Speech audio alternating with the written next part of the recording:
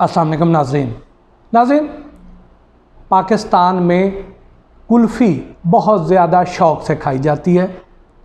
आज के इस वीलॉग में हम आपको दो फैक्ट्रियों के अंदरूनी मनाज़र दिखाएंगे और जिसमें आप देख सकेंगे कि टांगों वाली इलायचियाँ क्या चीज़ होती हैं और उनका अमली मुज़ाहरा भी आपको इन्हीं फैक्ट्रियों में बआसानी नज़र आ जाएगा।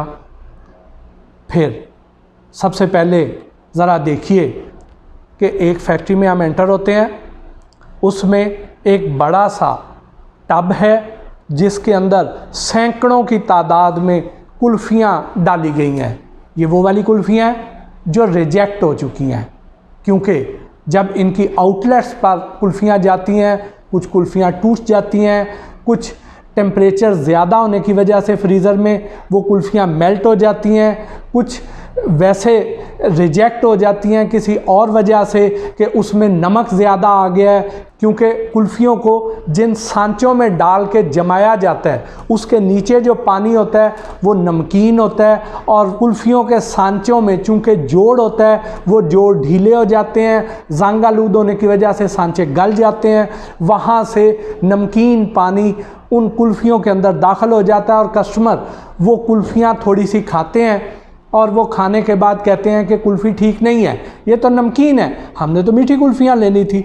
उस वजह से भी कुल्फ़ियाँ रिजेक्ट होती हैं। यानी मुख्तलिफ़ वजूहात के बिना पर जब कुल्फ़ियाँ रिजेक्ट होती हैं वो मुख्तलिफ़ आउटलेट से वापस कारखाने में आती हैं, तो ला के इस बड़े टब में ये कुल्फ़ियाँ रख दी जाती हैं और गर्मी का मौसम को 45 डिग्री का टेम्परेचर, उसमें जब ये कुल्फ़ियाँ पड़ी रहेंगी, घंटों पड़ी रहेंगी, मेल्ट होंगी, आप इस टब के अंदर एक प्लंजर देख सकते हैं। प्लंजर एक हम उस टूल को कहते हैं जिसे यूं यूं उसमें टब में जब मारा जाता है, फेरा जाता है, तो उससे कुल्फ़ियाँ टूटती भी हैं, जल्दी मेल्ट होती हैं।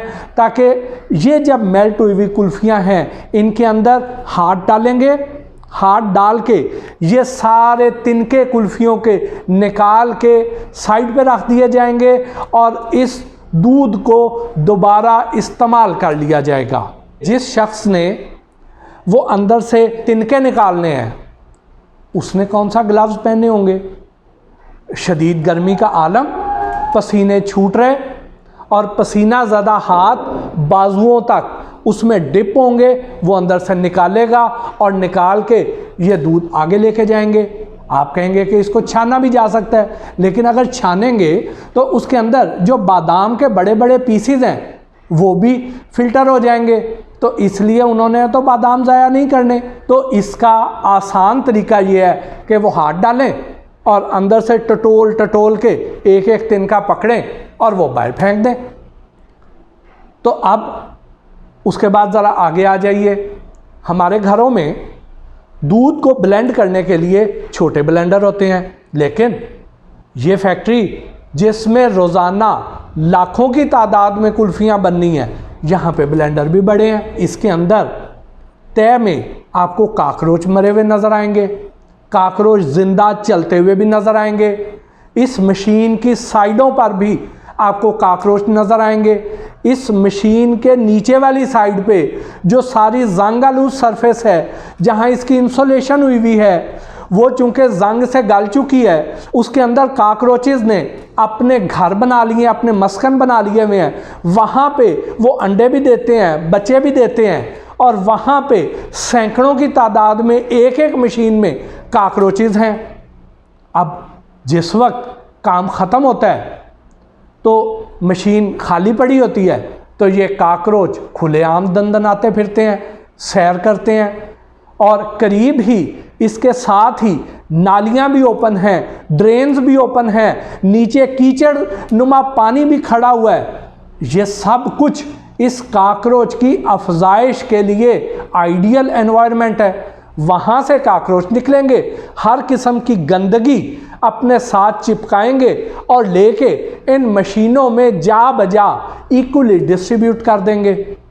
अब यहाँ के एक वर्कर से जब मैंने पूछा, मैंने कहा कि आप लोग इन कुल्फ़ियों में बादाम जो हैं ये छील के क्यों नहीं डालते हैं। तो उसने ये कहा कि अगर हम छील के डालें तो कई बार ब्लेंडर के जब ब्लेड तेज़ी से चलते हैं तो इसके अंदर जो कॉकरोच मशीन के अंदर जगह जगह छुपे हुए होते हैं, ये जब निकल के आते हैं तो वो भी ब्लेंड हो जाते हैं। तो बादाम के छिलके का रंग और कॉकरोच के परों का रंग एक जैसा होता है। तो वहाँ पे पता नहीं चलता कि ये बादाम था या कॉकरोच का पर था। तो इसलिए कस्टमर को हम धोखा आसानी से दे सकते हैं। बल्कि उसने तो हंसते हुए ये भी कह दिया कि सर एक कॉकरोच नहीं, ये लत्ता आलियाँ लाचियाँ ने, यानी टांगों वाली इलाचियाँ हैं। वो कहता है हम तो कोड वर्ड में एक दूसरे को यही कहते हैं कि यार वो लाची निकालो अंदर से। वो जो लाची निकालने का कहते हैं तो वो यही टांगों वाली इलायची होती है जो कि कॉकरोचेस हैं असल में। लेकिन बात यहाँ तक महदूद नहीं रहती है, थोड़ा सा आगे आ जाइए। आगे देखते हैं तो एक बड़ा सा कमरा जो कि असल में कोल्ड स्टोरेज है, उसका दरवाज़ा खोलते हैं तो अब कोल्ड स्टोर है, इसका मतलब ये है कि उसके अंदर इन्होंने खोया फ्रीज करके रखा हुआ है। तो वहाँ पे तो हर शय जम जानी चाहिए, लेकिन अगर हम उसके फर्श पे देखें तो वहाँ पे तो कीचड़ नुमा पानी उसी तरह मौजूद है। इसका मतलब ये है कि कोल्ड स्टोर का टेम्परेचर ठीक नहीं है। जब उसका टेम्परेचर ठीक नहीं है तो उसके अंदर जो खोया पड़ा हुआ है उसकी भी लाइफ कम हो जाती है, उसके अंदर भी बैक्टीरियल ग्रोथ शुरू हो जाती है। और फिर आप देखें कि इसके अंदर जिन टिन के डब्बों में खोया ला के रखा गया है, न जाने कहाँ कहाँ से किस क्वालिटी का खोया यहाँ पे ला के रखा गया है। अगर आपको याद हो हमारा वो वाला वीलॉग जिसमें हमने आपको खोए की पहचान बताई थी, तो इस खोए को उस तरीके से टेस्ट किया जाए तो पता चलेगा कि बहुत सा खोया वैसे ही घटिया, 2 नंबर और गैर मेयारी था। लेकिन हम आगे चलते हैं, फिर इसी के फर्श पर, इसी के कोने खुदरों में हमें जगह जगह पे कॉकरोचेस डॉर्मेंट हालत में मिलते हैं। कुछ ठंड की वजह से मर जाते हैं, कुछ वहाँ पे डॉर्मेंट फेज़ में चल जाते हैं। जैसे ही उन्हें आइडियल टेम्परेचर मिलता है वो फिर ज़िंदा होके फिर दोबारा तबाही फैलाना शुरू कर देते हैं। फिर आगे आ जाइए कि जिस टैंकर में दूध लाया जाता है उस टैंकर से दूध निकाल के इनके बड़े टब्स में, बर्तनों में, फ्रीज़र्स में ट्रांसफ़र करने के लिए जो पाइप इस्तेमाल किया जाना चाहिए वो पाइप भी फूड ग्रेड नहीं होता। यानी बड़े बड़े ब्रांड, करोड़ों रुपए की सेल, लेकिन दिल इतना सा और ज़मीर बिल्कुल मुर्दा, इंसानियत से आरी।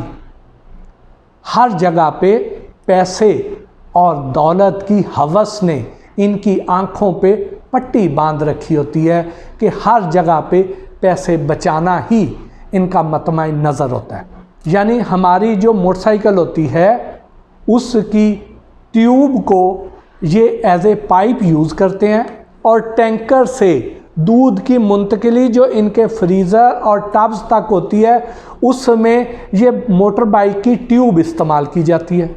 और बदकिस्मती से एक तो वो नॉन फूड ग्रेड, दूसरा धोने का भी कोई इंतज़ाम नहीं। उसी प्रेमिसेस में वर्कर्स के लिए वॉशरूम, और वॉशरूम के अंदर साबन का निशान तक नहीं। वो वर्कर्स जब वहाँ वॉशरूम से आएंगे साबन से हाथ धोए बगैर ये मज़ेदार कुल्फ़ियाँ भी तैयार करेंगे।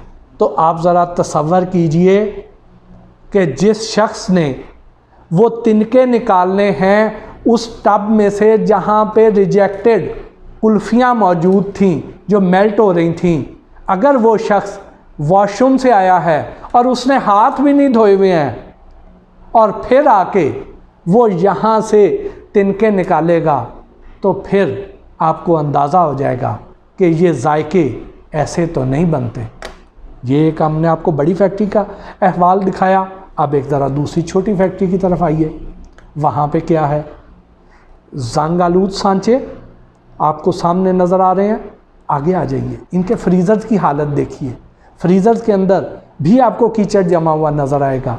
फिर यही सांचे जिसमें कुल्फ़ियाँ जमाई जाती हैं, ये जमाने के बाद आपने घर पे कभी नोट किया होगा कि आप अपने घर के फ्रीज़र में बर्फ़ का प्याला रखते हैं और जब वो जम जाता है तो उसको आप उल्टाते हैं, उल्टा के जितना मर्ज़ी थपथपा लें, आसानी से वो बर्फ़ बाहर नहीं निकलती उस प्याले से। तो आप क्या करते हैं कि आप उस प्याले को थोड़ी देर के लिए किसी पानी में रख देते हैं या उसके पीछे पानी बहाते हैं, तो वो बर्फ़ उस प्याले में से, उस सांचे में से निकल आती है। तो अब यही हाल इस कुल्फ़ी के साथ भी होता है। जिन सांचों में, इन जंग-आलूद सांचों में जब कुल्फ़ी जम जानी है तो जमने के बाद हम उसे जब निकालेंगे तो कुल्फ़ी आसानी से नहीं निकलती। कुल्फ़ी उस सांचे के साथ चिपकी रह सकती है, खाली तिनका आपके हाथ में आ जाएगा। तो क्या करते हैं कि कुल्फ़ी को किसी पानी में आप थोड़ी देर के लिए उस सांचे को डिप करते हैं। तो यहाँ पे इस फैक्ट्री में उन्होंने इंतहाई, यानी इस गलीज़ तरीन इंसान ने इंतहाई बेशर्मी का मुजाहरा करते हुए ये काम किया कि हमारे बाथरूम में, टॉयलेट में जो एक नहाने वाला बड़ा टब था जो 6 फुट का, जो बार बार इस्तेमाल के बाद डैमेज हो गया और उठा के उस कोठी वाले ने बाहर फेंक दिया। वो टब उठा के लाया, उसको रिपेयर किया कि पानी रिसना बंद हो, उसके अंदर पानी डाला, उस पे 2 तारें एक सिरे से दूसरे सिरे तक वो तारें बांध दी और उसके ऊपर ये सांचा पकड़ा और पकड़ के यूं एक साइड से दूसरे साइड तक चलाते हुए ले गए और उससे ये हुआ कि वो कुल्फ़ी जो है सांचे में से आसानी से अब निकल आएगी। यानी आप ये देखिए कि ये लोग थोड़े से पैसे बचाने के लिए किस हद तक चले जाते हैं। आगे आ जाइए कि ये जो तिनके इन कुल्फ़ियों में डाले जाते हैं, कभी आपने गौर किया है ये तिनके कौन लोग बनाते हैं? ये जो हमारी आम तौर पे कुल्फ़ियाँ हैं, क्या इनके तिनके किसी बड़ी फैक्ट्री में तैयार होते हैं जहाँ पे हाइजीन का, प्योर फूड रूल्स का, हिफ़्ज़ाने सेहत के असूलों का को ख्याल रखा जाता होगा? यकीनन नहीं।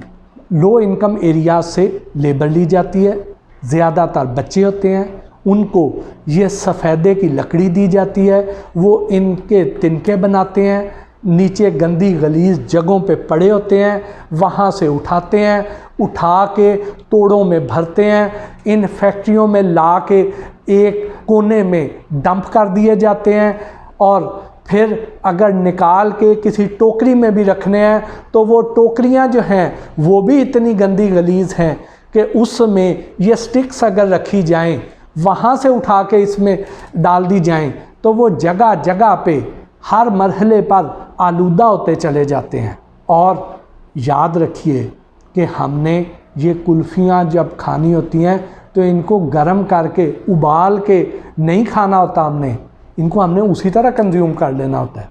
तो इसमें अगर वो काकरोच से पाए जाने वाले बैक्टीरिया, जरासीम इसमें शामिल हो गए हैं, या वो जो रिजेक्टेड कुल्फ़ियों की वजह से बैक्टीरिया इनमें आ गए हैं और वो वक्ती तौर पे टेम्परेचर कम होने की वजह से डॉर्मेंट हो गए हैं, तो जैसे ही हमारे जिस्म के अंदर उन्हें फेवरेबल टेम्परेचर मिलेगा तो वो वहाँ पे ग्रो कर जाएंगे और हमें बीमार कर देंगे। तो ये हैं इनके हालात, इनकी वजह से जो फैलने वाली बीमारियां हैं। इसके बारे में फिर कभी बात करेंगे, क्योंकि अगर मैं उस पर बात करने लग पड़ा तो ये वीलॉग और ज़्यादा लंबा हो जाएगा। इसके साथ ही आज के इस वीलॉग से अपने मेज़बान मोहसिन भट्टी को इजाज़त दीजिए। अल्लाह ने के बाद।